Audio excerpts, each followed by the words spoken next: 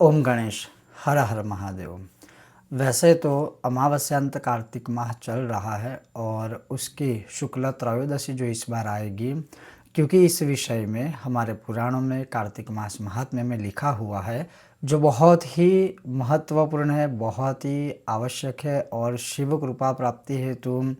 लक्ष्मी नारायण कृपा प्राप्ति हेतु, हरिहर कृपा प्राप्ति हेतु ये जो त्रयोदशी है शुक्ल पक्ष वाली कार्तिक माह की, वह बहुत ही उत्तम है। क्यों है? तो इस बार सबसे बड़ा तो महत्व यह है कि सोम प्रदोष है। सोम प्रदोष है जो 3 नवंबर को रहेगा। उसके अलावा अगर इस दिन क्या करना चाहिए इसकी हम बात करें तो वो भगवान शिव को अति प्रिय, भगवान शिव की परम कृपा देने वाला जो एक विधान है, वही आज मैं आपको बताऊंगा, सुनाऊंगा। अगर आपको यह विषय वीडियो पसंद आए तो लाइक कीजिएगा, शेयर कीजिएगा, चैनल पर नए हो तो सब्सक्राइब कीजिएगा। तो लिखा है कि हे द्विजोत्तम, कार्तिक माह की शुक्ल पक्ष की जो त्रयोदशी है, कार्तिक माह की शुक्ल पक्ष की जो त्रयोदशी है या जो त्रयोदशी आती है, उसमें कोई भी मनुष्य एक समय भोजन करके व्रत करता है और उसके पश्चात प्रदोष काल के समय पुनः स्नान करके, अर्थात फिर से स्नान करके, नहा के,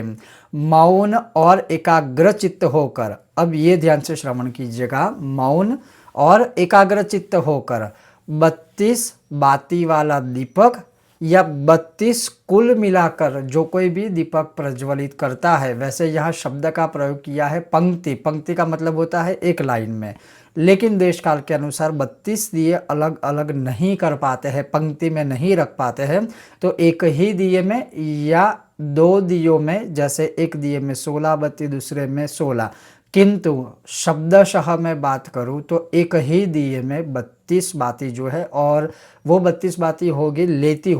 हुई इसलिए क्योंकि अगर आप 16 बाती बनाएंगे तो ऑटोमेटिकली 32 बाती का एक दीपक हो जाएगा। लेकिन अब आप 32 पंक्ति में एक एक दिया लेकर के 32 दिए लगाते हो, तब उसमें खड़ी बात आएगी, एक एक बाती का दिया जैसे 32 दिए हो गए। अब मूल तात्पर्य क्या है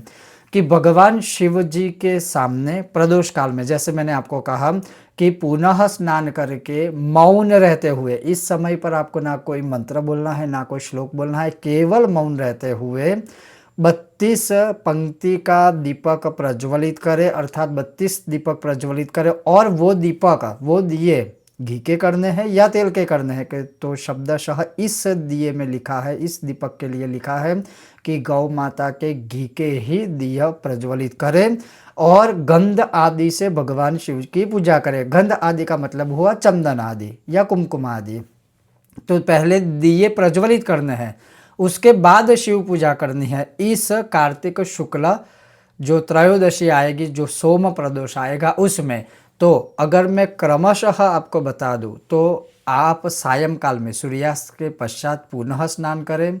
पहले से ही आप चाहे तो दिए रेडी रख सकते हो, वो दिए चाहे आप मिट्टी के लीजिए, आपको जो उचित लगे वो लीजिए। इसमें महत्वपूर्ण क्या है, 32 दिए करने हैं या फिर एक ही दिए में 32 जो बाती हो उस प्रकार से एक दिया कीजिए। मूल जो वो दिया है वो घी का ही होना चाहिए और वो मौन रहकर प्रज्वलित करने हैं। वह प्रज्वलित करने के बाद ये जो दिए है वो आपको अपने घर में शिव जी के सामने रखने हैं, मंदिर के सामने। अगर घर में इतने सारे दिए नहीं कर पाते हैं, मान लीजिए, तो आपको क्या करना है, तो वो जो दिए है आप किसी शिवालय में भी प्रज्वलित कर सकते हो। अगर वहाँ पर भी नहीं कर पाए, नहीं रख पाए, तो घर में ही वो दिए प्रज्वलित करके घर की देहली के बाहर अगर आप चाहे तो रख सकते हैं। लेकिन जो घर के बाहर देहली में रखने का एकमात्र एक मैं ऑप्शन आपको बता रहा हूँ कि अगर घर में ना हो पाए तब, अन्यथा आप घर के अंदर ही शिव जी के सन्मुख की यह 32 पंक्ति वाले दिए कीजिए या 32 दिए कीजिए। अब उसके पश्चात क्या करना है, तो भगवान शिव की पूजा उसके पश्चात करनी है। अब शिव पूजा में जैसे यहाँ पर कुछ कुछ चीज़ें लिखी है, जैसे कि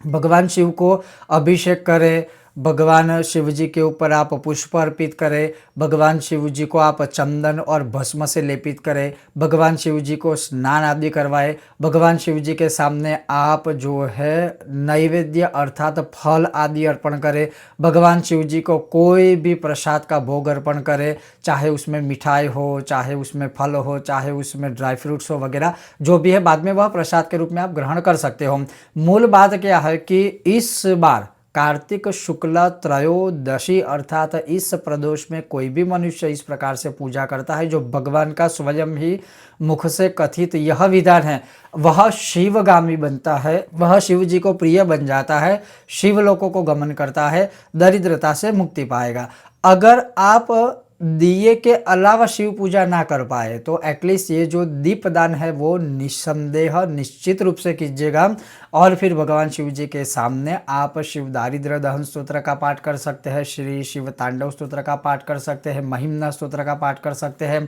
अष्टाध्यायी रुद्र आदि का पाठ कर सकते हैं, आप मार्कंडेय कृत मृत्युंजय स्तोत्र का पाठ आदि भी कर सकते हैं शिव जी के सन्मुख, जो इस बार 3 नवंबर को सूर्यास्त के पश्चात अर्थात प्रदोष काल के समय आपको करना रहेगा। ओम गणेश हर हर महादेव।